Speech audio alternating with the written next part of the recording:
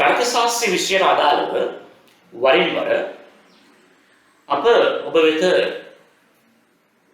තව වැදගත් විෂය කරුණු සහිත පාඩම් මාලාවක් ලබා දීමට පියවර ගත්තා.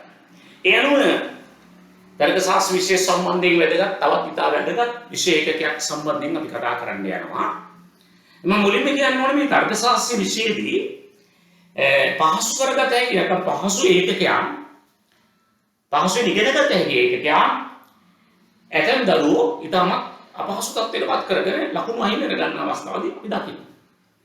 අනේ එතනදී විශේෂ ලකුණු ලබා ගැනීමට පුළුවන් අතිශය පහසු අවස්ථා මගහැරීම හරිම අවශ්‍යදායකයි.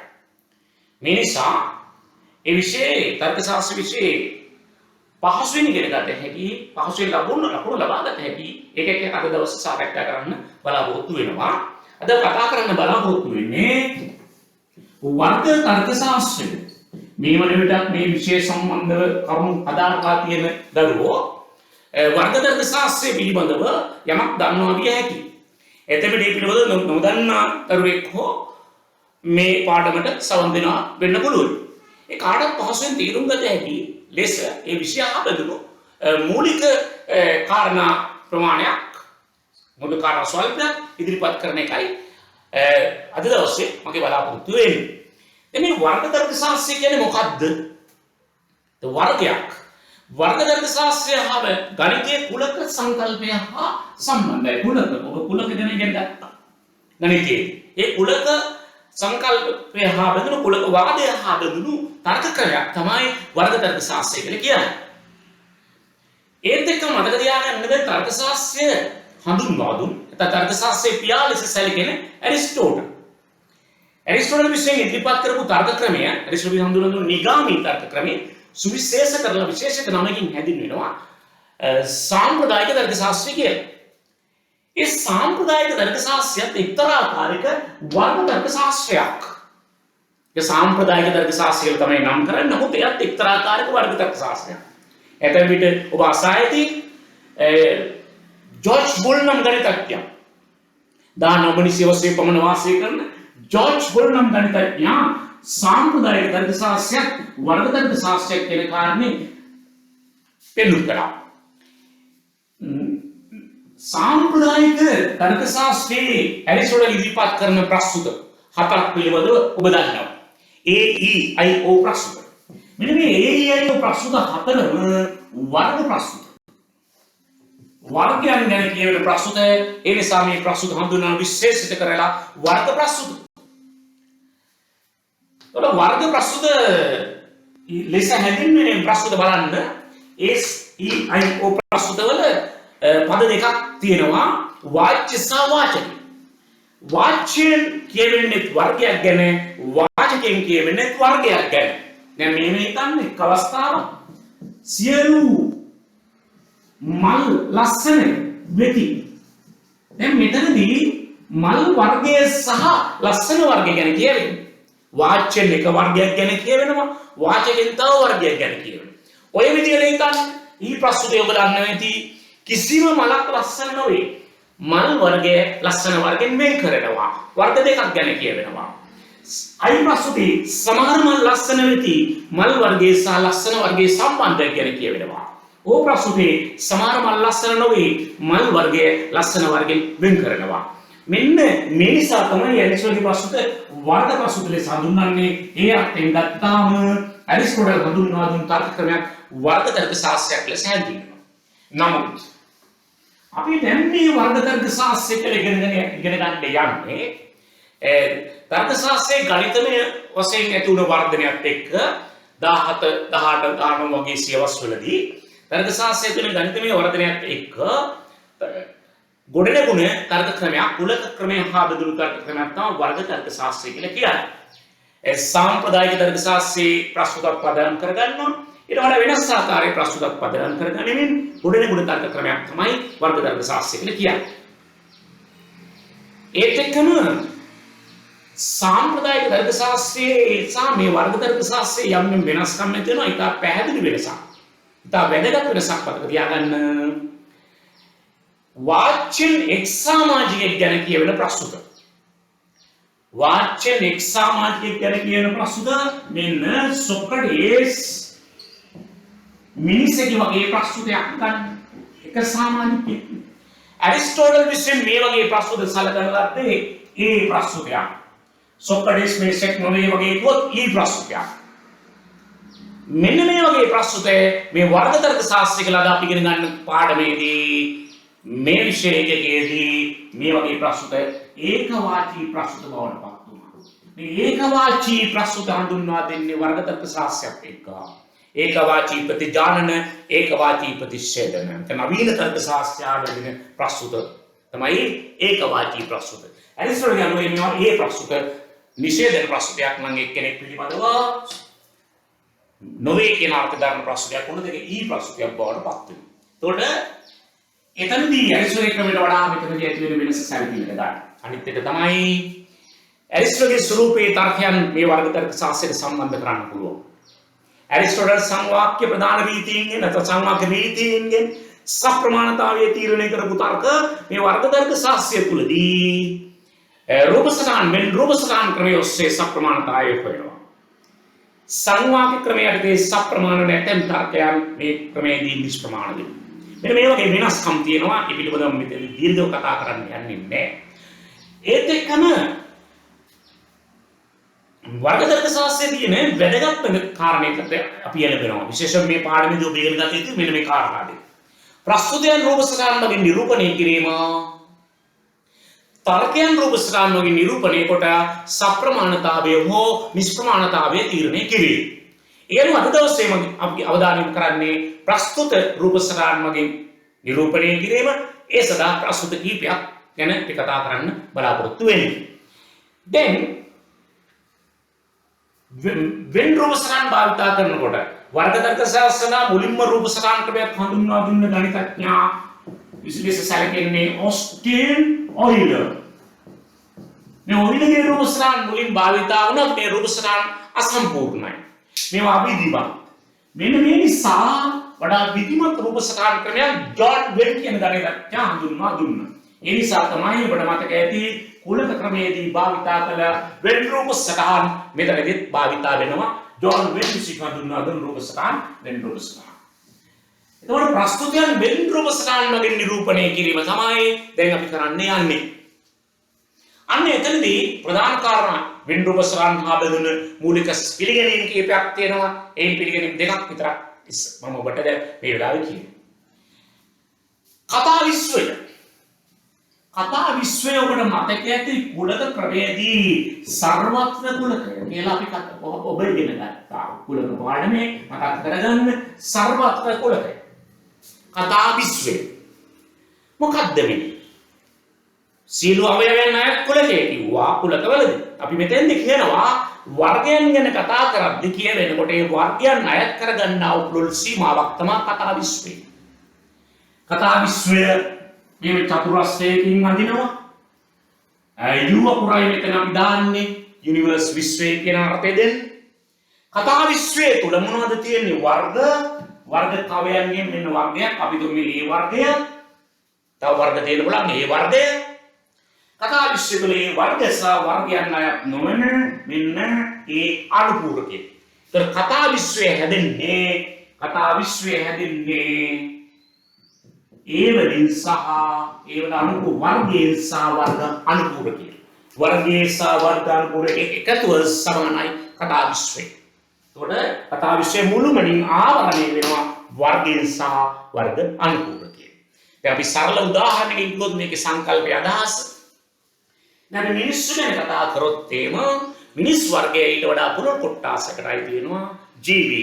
මේ වගේ අර්ථයක් තමයි දල වශයෙන් කතා විශ්වය කියලා කියන්නේ. ලොකු අර්ථයක් දෙනවා. මොකද මේ නිකන් කොටුවක් නෙවෙයි.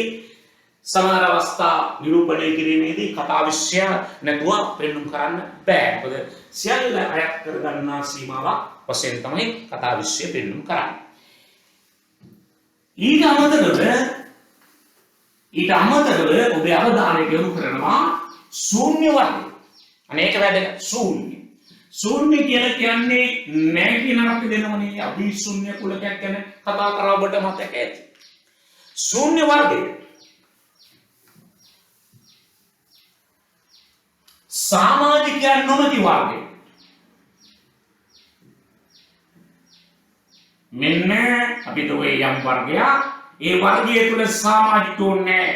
මේ නැති බව නිරූපණය කරන්නේ අනාදිරියදීම තුල. නේ සමාජිකයන් නොමැති බව මේකෙන් කියවෙන්නේ. ශූන්‍ය ප්‍රකාශ කරන ආකාරය.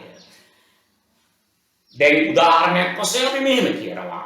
දැන් කාලේ සමහරට මේ කියන්නේ දැන් කාලේ හොඳ මිනිස්සු නැහැ. කියවනක් විතර හොඳ මිනිස්සු නැහැ. හොඳ මිනිස්සු වර්ගයේ ශූන්‍ය. ලබන සතියේ මෙහි පැමිණෙන කිසිවෙක් නැත. ලබන සතියේ මෙහි පැමිණෙන වර්ගයෙන් ශූන්‍ය වෙලා. ඒ සාමාජිකු නැහැ. අනේ ඒ වගේ අදහසක් මේ ශූන්‍ය වර්ගය කියන එකෙන් අදහස් කරන්නේ. සාමාජිකයන් නොමැති වර්ගය ඒක හිස් බව නොවේ. ශූන්‍ය වර්ගයේ හිස් බව නොවේ.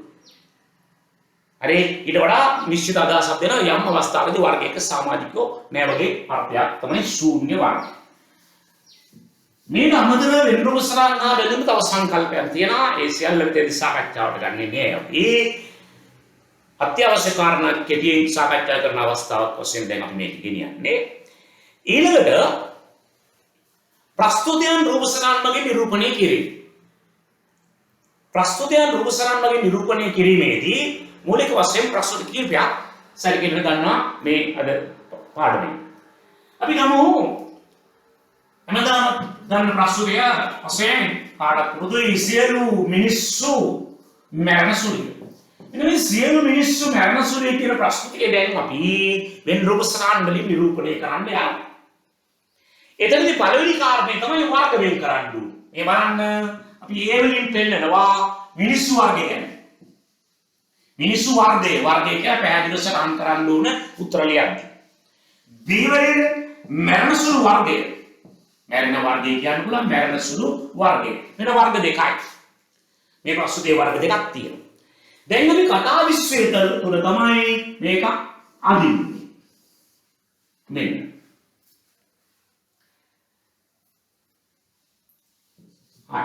වර්ගයන් දෙකයි කවයන් දෙකයි. දැන් මෙන්න මේ මුල් අවස්ථාව ඉතා හොඳින් තේරුම් ගන්න.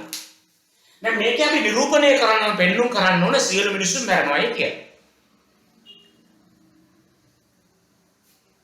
දැන් බලන්න මේ ඒ කවය තුල ඉන්න සමාජික කවුද මිනිස්සු වර්ගය. ඒ කවය තුල මේ ස්ථානයේ ඉන්නවනම් මනුස්ස මිනිස්සෙක්. ඒ කවය තුල මේ ස්ථානයේ ඉන්නවනම් මිනිස්සෙක්. මේ ඒ කවය ඒ කවයේ කොතන හිටියත් මිනිස්සු. B කවයේ කොතන හිටියත් මරණ කෙනෙක්. ඒතර දැන් අපිට මෙතන ආකාර තුනක සමාජිකව පේන්න ඇති බලන්න. මේ කොටස. B ටයක් නොවන මේ කොටස. අපිට නම් මේ විදිහට හඳුන්වන්න පුළුවන් මේ කොටස. B ටයක් නොවන AB අනුපූරකය. B ටයක් නොවන A. A ටයක් නොවන B. A අනුපූරක B. A ටයක් නොවන B. A අනුපූරක B. මෙද කොටස AB බවට පත් වෙනවා. ඒ ඡේදන B කියන බ්ලොක් AB බවට පත් වෙනවා. මෙන්න. දැන් මෙතනදි මෙන්න කොටස් මේ විදිහට කිව්වහම AB අනුපූරක කොටස එන්නේ කවුද මිනිස්සු. හැබැයි B ටයි නෑනේ මරණ වර්ගයට අයිති නෑ. නොමරණ මිනිස්සු. මෙතන ඉන්නවා. B ටයක් නොනේ A මරණ වර්ගයෙන් පිට. මෙතන ඉන්නේ මිනිස්සු වෙන්නේ නෑ නමුත් මරනවා. මේ මැද කොටස ඉන්නවා නම් මිනිස්සුත් වෙනව බලන්න මැරෙනවා. ඔන්න කොටස් ටික හඳුන ගන්න ආකාරය. දැන් අපිට කියන්න අවශ්‍ය වෙලා තියෙන්නේ මොකද්ද? සියලු මිනිස්සු මැරෙනවා. හැම මිනිස්සෙක්ම මැරෙනවා. ඒ කියන්නේ මැරෙන වර්ගයෙන් බැහැර වූ පිටස්තර වූ මිනිස්සු කියන කොටසක් ඉන්න විදියක් නැහැ. ඇයි? සියලු මිනිස්සු මැරෙනවනේ. ඒනම් මෙන්න ශූන්‍යයි. බලන්න කවුද ශූන්‍ය වෙන්නේ මෙතන? නොමරණ මිනිස්සු. මරණ වර්ගයෙන් පිටස්ත මිනිස්සු නෑනේ. ඒ නැති මරණ වෙන්න බයක් කොහොමද? රයිට්. මිනිස්සු ඉන්නවනම් සිටේ ස්ථානයේ වෙන්නේ මෙන්න මේ කොටසනේ. එහෙනම් මේ කොටස ගැනීම දීර්ඝ සම්බන්ධයි කියන්නේ මරණ කොටට සම්බන්ධයි. මෙන්න සියලු මිනිස්සු මරණ සුළු කියන අර්ථය. ඒත් දෙකම මේක සංකේත භාවිතය පුතා A B අනුපූරකය. මම ඉස්සෙල්ලා පෙන්නු කරේ මේ කොටස හඳුන්වන්නේ A B අනුපූරක කොටස. B ටයි නැති ඒ කොටස. සමාන වෙලා තියෙනවා ශූන්‍ය. බිඳුවකින් පෙන්වන්න පුළුවන් ශූන්‍ය කියලා. මොකද මේව සංකේතයක් දෙනවා මේ ග්‍රීක අකුරා ශූන්‍ය සංකේතය. මේක කියන්නේ කොහොමද? AB අනුපූරකය සමානයි ශූන්‍යයි. මෙන්න සියලු මිනිස්සු මරණ සුළි කියලා අපි අඳිනවා. ඒත් එක්කම අපි ඊළඟ අවධානය යොමු කරමු ඊ ප්‍රස්තුතයක. කිසිම මිනිසෙක් මරණ සුළු නොවේ. කිසිම මිනිසෙක් මරණ සුළු නොවේ. එතකොට අපි ගන්න ඕනේ පැහැදිලිවම A වලින් මිනිසුන් වර්ගය B වලින් මරණ සුළු වර්ගය. දැන් ඔයාලට ඉතා ලේසියෙන් මේ කාරණේ තේරුම් ගන්න පුළුවන් බලන්න. A B කිසිම මිනිසෙක් මරණ සුළු නොවේ. මරණ මිනිස්සු කොතනද ඉන්නේ? දැන් මරණ මිනිස්සු කොතනද ඉන්නේ? මේ මැද. ඒද සාබීට පොදු කොටසේ ඡේදන කොටස. මේකට ඡේදනය කියනවා. මෙතන හිටියොත් මිනිස්සුත් වෙනවා මැරෙනවා. ඉතින් කිසිම මිනිසෙක් මැරෙන්නේ නැත්තා මෙතන ඉන්න විදියක් නැහැ. මෙන්න අපි නෑ කියලා ශූන්‍ය කරනවා. දැන් බලන්න මිනිස්සු හිටියොත් මෙතන එයා මැරෙන කොට සම්බන්ධ නැහැ. මැරෙනවා මිනිස්සු. පොදු කොටසක් නැහැ. කියන්නේ කිසිම මිනිසෙක් මැරෙන්නේ නැහැ. A B සමානයි ශූන්‍ය. මෙන්න A B සමානයි ශූන්‍ය. ඒ ඡේදන B කියලා දාන්න පුළුවන්. A B ආකාර දෙකකින් භාවිත කරනවා. මම ගන්නවා A B සමානයි ශූන්‍ය. මෙන්න කිසිම මිනිසෙක් මැරෙන සුළු නොවේ. අපි ඊළඟට ගනිමු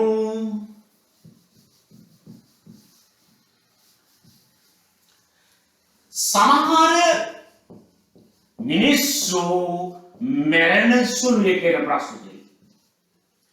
A මිනිස්සු වර්ගය B මැරෙන සුළු වර්ගය. සමහර මිනිස්සු මැරෙන සුළු මෙන්න A B සමහරක් මිනිස්සු මැරෙනවා. මැරෙන මිනිස්සු ඉන්නවයි කියලා පෙන්නන්න ඕ. මේ බලන්න. මෙන්න මේ කොටසේ A සහ B කොටසේ මහගෙන මේ ඡේදනයේ කොටසේ මැරෙන මිනිස්සු මැරෙනවා නම් මිනිස්සෙක් වෙනවා නම් මෙතන ඉන්න ඕන. ඒත් එක්ක මෙතන හිටියොත් අනිවාර්යෙන් B ට සම්බන්ධයි මැරෙනවා. මෙතන ඉන්නවා නම් යා මිනිස්සුත් වෙනවා මැරෙනවා කියන පොදු ලක්ෂණ දෙකම තියෙනවා. සමහරක් මිනිස්සු මැරෙනවා. මේ බලන්න මිනිස්සු ඉන්නවා. මෙන්න කතරය සමාජිකයන් සිටි ඇත කියන අර්ථ දෙන්න අපි කතරේ යොදනවා. මෙතන ඉන්නවා කවුද සමාජික? කොහොමද? ඒ මිනිස්සුත් වෙනවා ඒ වගේම මැරෙනවා. මෙන්න සමහර මිනිස්සු මැරෙන සුළුයි. සංකේතයේදී මේ AB කොටස ඡේදන B කොටස තමයි AB කොටස ශූන්‍ය නෙවෙයි අසමානයි ශූන්‍ය. මෙන්න ඒක ප්‍රකාශ කරන විදිය AB අසමානයි ශූන්‍ය කියලා මෙතෙන්දි මේක ප්‍රකාශ වෙනවා. මේ බලන්න. ඊළඟට සමහර මිනිස්සු මැරෙන සුළු නොවේ කියන ප්‍රස්තුතයට අපි ගමු. සමහර මිනිස්සු මැරෙන සුළු නොවේ. අර විදියට මේ A මිනිස්සු වර්ගය B මැරෙන වර්ගය කියලා කියවෙනවනේ. මෙන්න දැන් අපි රූපසකාගේ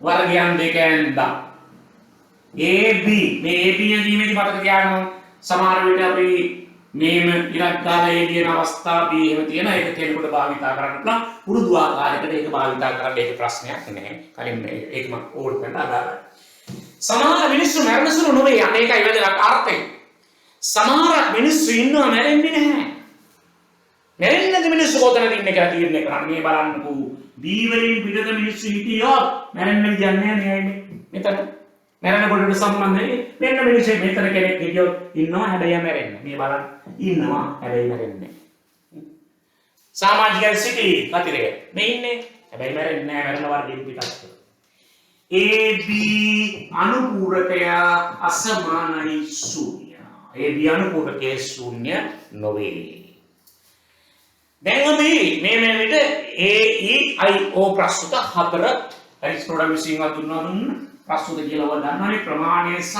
ගුණය මත පදනම් කරගත්ත A E I O ප්‍රස්තුත හතරයි මේ රූප සටහන් වලින් දැනට ඇඳි.